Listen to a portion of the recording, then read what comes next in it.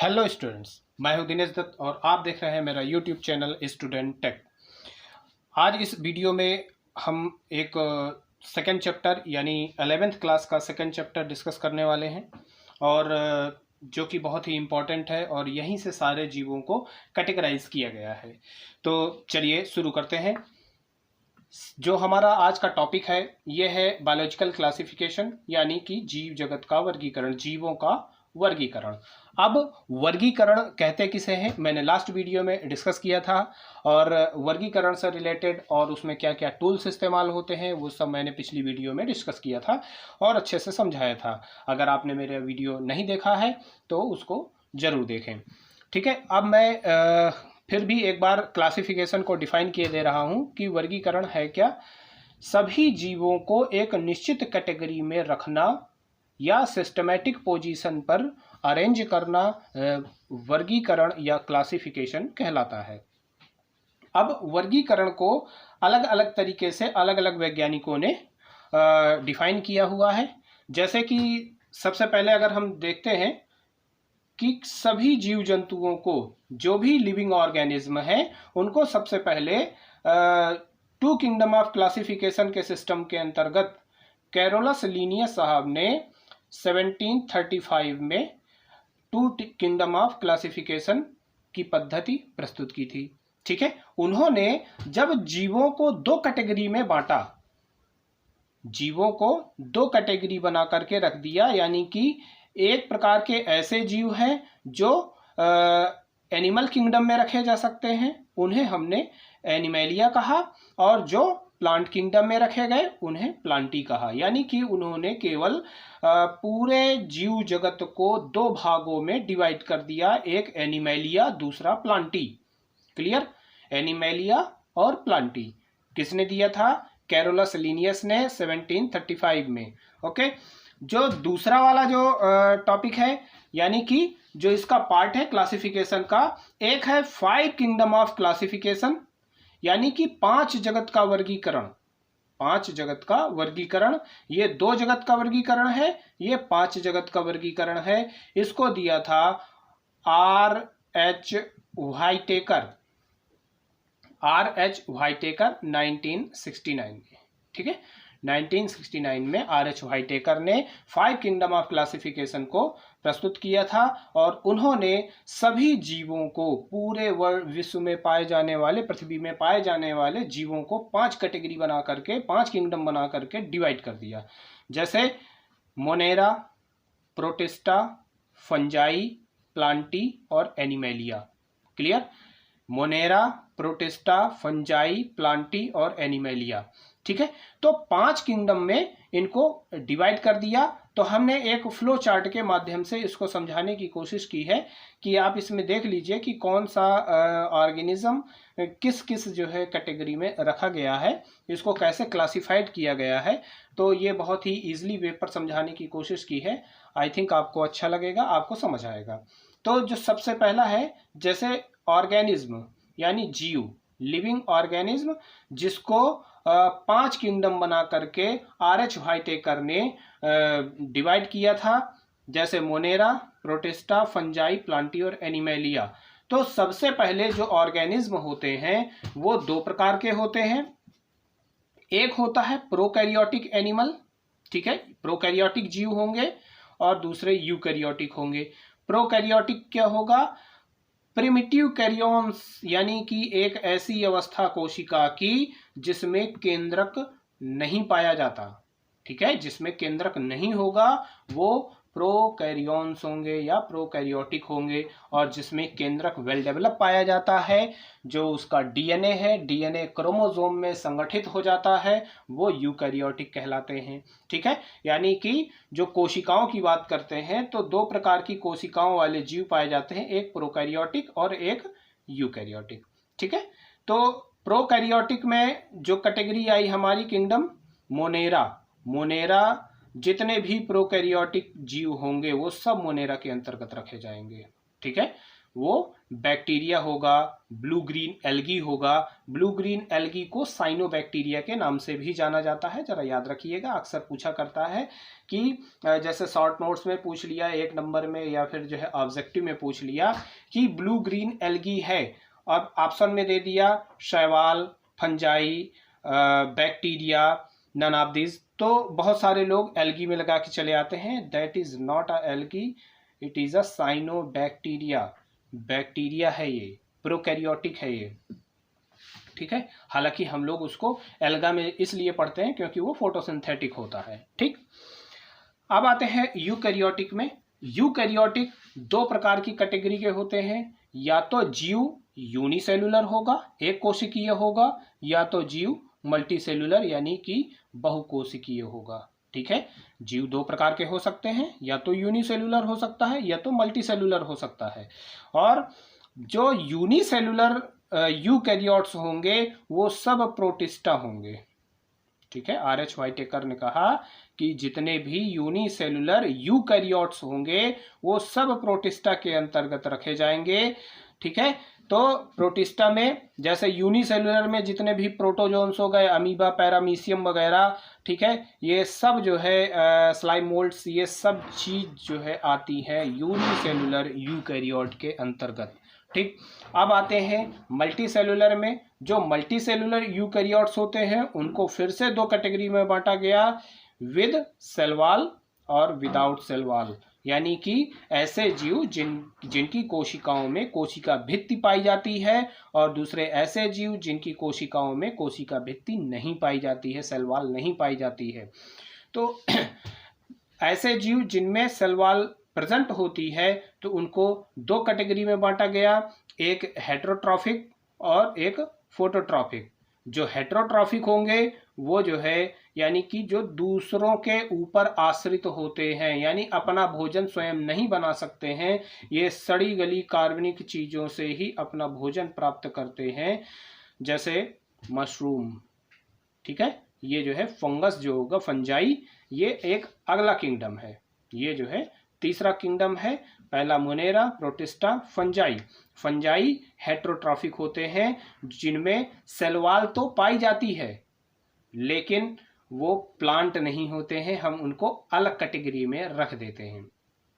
फिर जो है दूसरा है फोटोट्रॉफिक, यानी कि ऐसे जीव जो अपना भोजन स्वयं बना सकते हैं, किसकी हेल्प,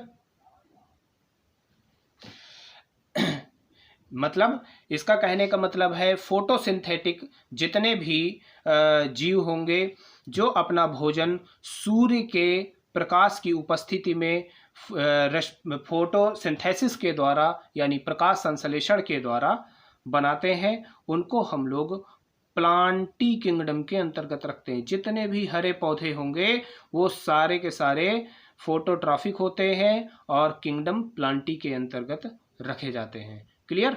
अब जो लास्ट वाला है विदाउट सेल वॉल, यानी कि ऐसे मल्टी सेलुलर ऑर्गेनिज्म जिनमें कोशिका भित्ति नहीं पाई जाती है। इन दोनों में तो कोशिका भित्ति पाई जा रही थी, फंजाई में भी और प्लांटी में भी, लेकिन जो किंगडम एनिमेलिया है, R.H. व्हाइटेकर ने कहा कि जो एनिमेलिया है, एनिमल किंगडम की सेल में सेल वॉल नहीं पाई जाती है, तो ऐसे जीव विदाउट सेल वॉल होते हैं। जो उनकी आउटर मोस्ट लेयर होती है वो सेल मेम्ब्रेन होती है, ये जो है मेम्ब्रेन होती है, ठीक है। अगर सेल वॉल होती तो इसके ऊपर एक कवरिंग लेयर और पाई जाती, ठीक है। तो कवरिंग लेयर और पाई जाती, वो सेल वॉल हो जाती, तो वो आ जाती प्लांटी के अंतर्गत या तो फंजाई के अंतर्गत, ठीक है। तो इसमें हम लोग देखते हैं कि जो एनिमेलिया में सेल वॉल नहीं पाई जाती है, cell membrane outermost layer होती है। सपोज अगर किसी भी हम लोग भी एनिमेलिया के अंतर्गत आते हैं, अगर मनुष्य की भी सेल में सेल वॉल पाई जाए तो हमारी जो त्वचा होती है वो बहुत ज़्यादा इतनी रफ होगी और जो डेड सेल्स होती हैं वो कब निकल जाती हैं हमको पता नहीं चलता, और उस कंडीशन में जब सेल वॉल होती तो हमारी स्किन में छाल बनती, जैसे जो है पेड़ों में छाल बन करके निकलती है ना, उसी तरह से हमारी बॉडी में भी छाल बन करके निकलती। अब इसके बाद जो तीसरा वाला है हमारा three kingdom of classification. Three kingdom of classification किसने दिया था, यानी तीन जगत का वर्गीकरण अर्नस्ट हैकल 1866 में उन्होंने सबसे पहले प्रपोज किया था। और उन्होंने पूरे जीवों को तीन किंगडम बना करके, तीन जगत बना करके रख दिया। सबसे पहला प्रोटिस्टा, दूसरा प्लांटी और तीसरा एनिमेलिया। यानी कि प्रोटिस्टा के अंतर्गत यूनिसेलुलर ऑर्गेनिज्म को रख दिया, प्लांटी के अंतर्गत सभी पौधों को रख दिया और एनिमेलिया के अंतर्गत सभी प्रकार के एनिमल्स को रख दिया। अब यूनिसेलुलर में ये चाहे वो प्रोकैरियोटिक हो और चाहे यूकैरियोटिक हो, इससे कोई फर्क नहीं पड़ा। उन्होंने सिर्फ और सिर्फ यूनिसेलुलर एक कोशिकीय जीवों का एक अलग ही जगत बना दिया, जिसे प्रोटिस्टा उन्होंने कहा। प्रोटिस्टा के अंतर्गत सभी एक कोशिकीय जीवों को रख दिया। और फिर इसके बाद जो प्लांटी किंगडम बनाया गया, तो प्लांटी किंगडम में सारे के सारे प्लांट्स को जो है सम्मिलित कर दिया। उन्होंने ये भी नहीं बताया कि इसमें लोअर प्लांट्स होगा कि हायर प्लांट्स होगा, किस तरह का पौधा होगा, इससे कोई फर्क नहीं पड़ा। सिर्फ और सिर्फ उन्होंने प्लांटी किंगडम एक बना दिया। और एनिमल किंगडम में भी ऐसा कि एनिमल जो है एक कोशिकीय हो या बहुकोशिकीय हो, केवल उन्होंने तीन किंगडम बना दिए। किसने? अर्नस्ट हैकल। उन्होंने कब प्रपोज किया था ये? 1866 में। अब इसके बाद जो नेक्स्ट क्लासिफिकेशन है, फोर किंगडम ऑफ क्लासिफिकेशन, चार जगत का वर्गीकरण। चार जगत का वर्गीकरण किसने जो है सबसे पहले प्रपोज किया था? कोपलैंड ने, यानी HF कोपलैंड। कब? 1938 में। ठीक है, 1938 में कोपलैंड ने जब चार जगत का वर्गीकरण प्रस्तुत किया था, तब उन्होंने सभी ऑर्गेनिज्मों को चार कैटेगरी बना करके रख दिया। सबसे पहले मोनेरा, फिर प्रोटिस्टा, फिर मेटाफाइटा, फिर मेटाजोआ। ठीक है, मोनेरा और प्रोटिस्टा आप समझ गए होंगे। यानी मोनेरा के अंतर्गत आता है बैक्टीरिया और ब्लू ग्रीन एल्गी, प्रोटिस्टा के अंतर्गत एल्गी, फंजाई, मोल्ड्स है, प्रोटोजोआ है, ये सारी चीजें प्रोटिस्टा के अंतर्गत उन्होंने रख दी। अब मेटाफाइटा और मेटाजोआ, ये दो नए टर्म हैं आप लोगों के लिए, थोड़ा सा इसको समझ लेते हैं। जहां पर भी फाइटा लग जाए, PHYTA, फाइटा लग जाए, तो इसका मतलब होता है प्लांट, ये प्लांट से रिलेटेड है। और जहां जोआ लग जाए या जू लग जाए, तो ये जो है एनिमल से रिलेटेड होता है। तो ये एनिमल किंगडम, ये प्लांट किंगडम। तो मेटाफाइटा के अंतर्गत ब्रायोफाइटा, टेरिडोफाइटा, जिम्नोस्पर्म और एंजियोस्पर्म को इन्होंने सम्मिलित किया। मैं इनके बारे में थोड़ा डिटेल आगे की वीडियोस में बताऊंगा, क्योंकि इनका फुल टॉपिक है, तो उसके बारे में सारे कैरेक्टर्स बताऊंगा और किस किस तरह से इनको कैटेगराइज किया गया है वो भी मैं आप लोगों को आने वाले वीडियोज़ में बताऊंगा। और मेटाजोआ यानी कि एनिमल किंगडम, ये प्लांट किंगडम हो गया, ये एनिमल किंगडम हो गया। इसमें सभी प्रकार के एनिमल्स को उन्होंने सम्मिलित कर दिया था। फिर एक आता है सिक्स किंगडम ऑफ क्लासिफिकेशन, छह जगत का वर्गीकरण। छह जगत का वर्गीकरण किसने दिया था? कार्ल वूज ने। कार्ल वूज ने 1977 में। ठीक है, 1977 में कार्ल वूज ने जब छह जगत का वर्गीकरण जो है उन्होंने प्रस्तुत किया था, तो सभी जीवों को archaea, bacteria, animalia, Plantae, fungi और प्रोटिस्टा में डिवाइड किया था।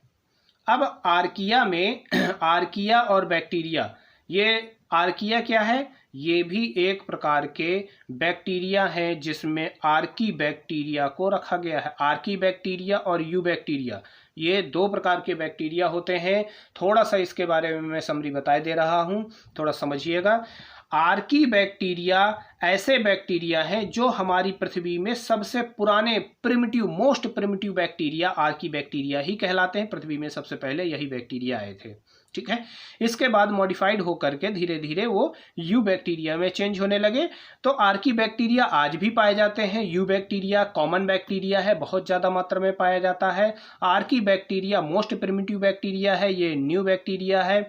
आर्की बैक्टीरिया का साइज बड़ा होता है और यू बैक्टीरिया का साइज छोटा होता है। दोनों क्या है? Under prokaryotes. दोनों ही प्रोकैरियोट के अंदर रखे जाते हैं, चाहे वो आर्किया हो चाहे बैक्टीरिया हो, ये दोनों ही प्रोकैरियोट्स होंगे। फिर इसके बाद जो है जो 4 कैटेगरी बची, एनिमेलिया, प्लांटी, फंजाई और प्रोटिस्टा, ये अंडर यूकैरियोट्स हैं। ये यूकैरियोट के अंदर रखे गए हैं। एनिमेलिया में एनिमल किंगडम को, एनिमल्स को रखा गया। प्लांटी में प्लांट किंगडम यानी कि जितने भी प्लांट्स हैं उनको रखा गया। प्लांट किंगडम में प्लांटी को, देखिए यहाँ पर फंजाई अलग कर दिया है, तो प्लांटी में अब क्या क्या पढ़ेंगे हम, पढ़ेंगे एल्गी, ब्रायोफाइटा, टेरिडोफाइटा, जिम्नोस्पर्म और एंजियोस्पर्म। किसमें? 6 किंगडम ऑफ क्लासिफिकेशन में। और जो फंजाई है, फंजाई एक अलग ग्रुप है, एक अलग किंगडम बना दिया। इसमें प्लांट के कंप्लीट कैरेक्टर नहीं मिलते, ना तो पूरे एनिमल के मिलते हैं, और दोनों के भी लक्षण इसमें प्राप्त होते हैं, इसलिए ये बिल्कुल दोनों से जो है सिमिलर नहीं है, थोड़ा बहुत जो है सिमिलरिटी शो करता है, इसलिए इसको अलग ही ग्रुप में रख दिया गया है, इसका अलग किंगडम बना दिया गया फंजाई। जो प्रोटिस्टा हो गए, प्रोटिस्टा वही जो आप लोगों ने यहाँ पर पढ़ा, एल्गी, फंजाई, मोल्ड्स, प्रोटोजोआज, ये सब जो है प्रोटिस्टा के अंतर्गत रखे गए और सभी यूकैरियोट हो गए। ये प्रोकैरियोट, ये यूकैरियोट, यानी कि इतने 4 जो है चीज़ें किस में आ गई? यूकैरियोट के अंदर, और ये 2 चीज़ें प्रोकैरियोट्स के अंदर आ गई। तो ये इस तरह से हमने आज सभी प्रकार के क्लासिफिकेशंस को जाना कि किस किस तरह से किसने क्लासिफाइड किया है जीवों को। तो इस सीरीज में अब ये चैप्टर थोड़ा सा आप लोगों का लेंदी है, बड़ा है, इसमें अलग अलग कैटेगरीज को हम लोग मेंशन करेंगे, और जो सबसे इम्पॉर्टेंट टॉपिक है आपका वो जो है 5 किंगडम ऑफ क्लासिफिकेशन है। इसको ज़रूर अच्छे से पढ़ लीजिएगा और अच्छे से समझ लीजिएगा, और अगर चाहें आप तो स्क्रीनशॉट ले सकते हैं इसका, क्योंकि ये जो है बहुत ही अच्छा फ्लो चार्ट है। इसके थ्रू आपको सारे कैरेक्टर्स भी समझ में आ जाएंगे। बेसिक चीज़ है ये, इसको आप थोड़ा सा दिमाग में बैठाइएगा, एग्जाम में आता है ये, और इम्पॉर्टेंट भी है। और बाकी तो सारे जो है किंगडम के क्लासिफिकेशन जितने मैंने जो है दिए हैं, और सबका जो है वैज्ञानिक दिया हुआ है कि किसने कब जो है इस अपने क्लासिफिकेशन को प्रपोज किया था, ये सब कॉम्पिटिटिव एग्जाम में भी और आपके बोर्ड एग्जाम में भी पूछा जाता है। तो इसको भी थोड़ा सा अच्छे से पढ़ लीजिएगा। और नेक्स्ट जो वीडियो आएगा तो हम उसमें हम लोग मोनेरा को कवर करेंगे, मोनेरा कवर करेंगे, फिर प्रोटिस्टा, मोनेरा के सारे कैरेक्टर्स, उसमें कितने कितने टाइप के बैक्टीरियाज पाए जाते हैं, उन सब का स्ट्रक्चर, ये सारी चीज़ें जो है कवर करने वाले हैं। फिर प्रोटिस्टा के अंतर्गत सारी चीज़ें कवर करेंगे, फंजाई, प्लांटी, एनिमेलिया, इसलिए हम लोग धीरे धीरे जो है सभी के सभी चीज़ों को कवर करेंगे एक एक करके। थोड़ा सा जो है ये जो हमारी सीरीज़ होगी ये लंबी होगी, क्योंकि चैप्टर ही बहुत लंबा है, ठीक है। तो आप ज़्यादा से ज़्यादा जो है अगर मेरी वीडियो अच्छी लग रही है तो शेयर करिए और सब्सक्राइब करिए, और ज़्यादा से ज़्यादा इसमें जो है मेरे चैनल में बने रहिए। स्टूडेंट टेक आपको किसी भी तरह से पीछे रहने नहीं देगा, और आपका सिलेबस पूरा होगा, टाइम से पूरा होगा, और बहुत अच्छे नॉलेज के साथ होगा।